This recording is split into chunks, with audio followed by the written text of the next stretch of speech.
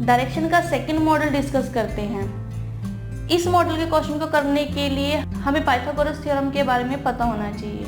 तो आइए पहले जानते हैं कि पाइथागोरस थ्योरम क्या है। Pythagoras theorem right angle triangle पर अप्लाई होती है।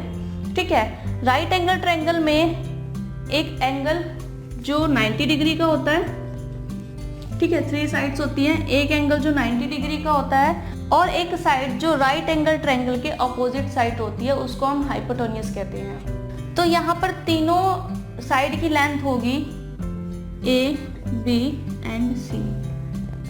अगर हमें हाइपोटेन्यूज की यहाँ पर लेंथ फाइंड आउट करनी हो तो हमारे पास उसके लिए फॉर्मूला है C square is equal to A square plus B square, यानी कि जो हाइपोटेन्यूज साइड है उसका स्क्वायर इज इक्वल टू जो साइड्स हैं, बाकी की 2 साइड्स हैं, एडजेसेंट साइड्स हैं, इनका square.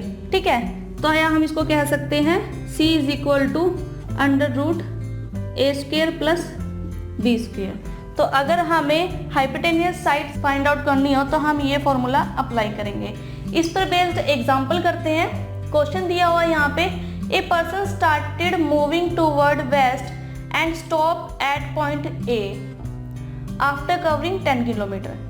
He then takes a right turn and stop at point B after covering 12 km.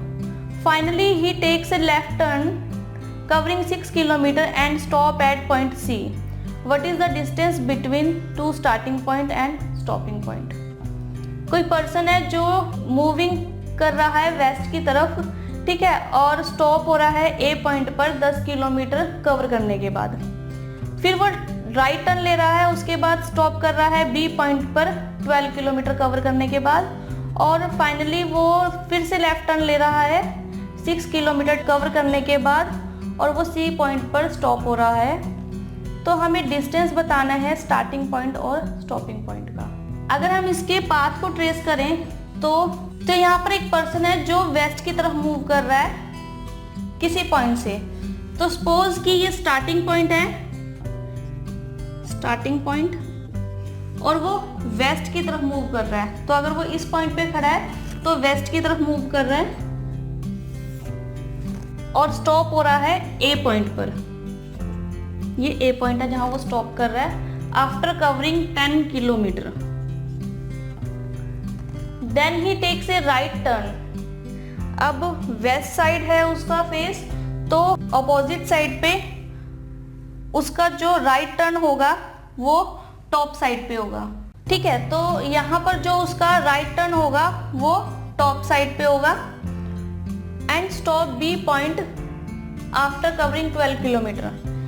तो उसने राइट टर्न लिया है यहाँ से और वो बी पॉइंट पे आकर रुक गया है और उसने 12 किलोमीटर कवर किया। इसके बाद है finally he take a left turn. उसने फिर से लेफ्ट टर्न लिया है एंड कवरिंग 6 किलोमीटर। तो अभी नॉर्थ डायरेक्शन में, तो ये राइट डायरेक्शन और ये left direction and covering 6 kilometre and stop at C point. अब हमें बताना है कि स्टार्टिंग पॉइंट से एंडिंग पॉइंट का डिस्टेंस कितना है। तो स्टार्टिंग पॉइंट यहाँ से शुरू किया था और एंडिंग पॉइंट ये है, तो यानी कि हमें ये डिस्टेंस फाइंड आउट करना है। तो यहाँ पर हम राइट एंगल ट्रायंगल बनाएंगे ताकि हम इसका जो डिस्टेंस है वो फाइंड आउट कर सके। तो इसके लिए हमें ये इक्वल करनी पड़ेंगी साइड्स। ठीक है, तो अब ये राइट एंगल ट्रायंगल बन गया है। तो इसके लिए हमें दोनों साइड्स पता होनी चाहिए ताकि हम जो starting point two ending point है इसका डिस्टेंस फाइंड आउट कर सके। तो ये यहाँ से यहाँ तक 10 किलोमीटर है और ये 10 किलोमीटर के बाद 6 किलोमीटर है। तो अगर हम इस पूरे की लेंथ देखें, यहाँ पर इस पूरे की लेंथ है यहाँ पे 16 किलोमीटर। 10 किलोमीटर प्लस 6 किलोमीटर, तो ये हुआ 16 किलोमीटर।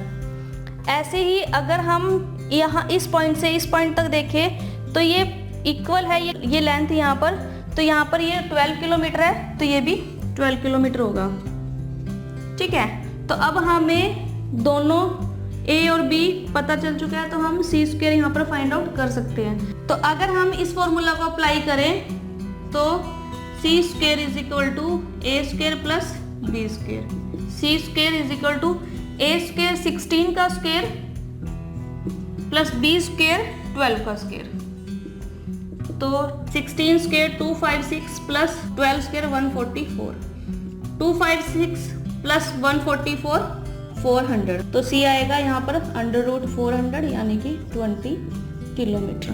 तो इसका मतलब ये हुआ कि जो स्टार्टिंग पॉइंट से एंडिंग पॉइंट तक जो डिस्टेंस है वो है यहाँ से यहाँ तक 20 किलोमीटर। तो जहाँ पर भी अगर आप पाथ ट्रेस कर रहे हो और आपको लगे कि यहाँ पर जो है राइट एंगल ट्रायंगल से हमें लेंथ फाइंड आउट करनी है हाइपोटेन्यूस साइड की, तो हम पाइथागोरस थ्योरम की हेल्प से उसे सॉल्व कर सकते हैं।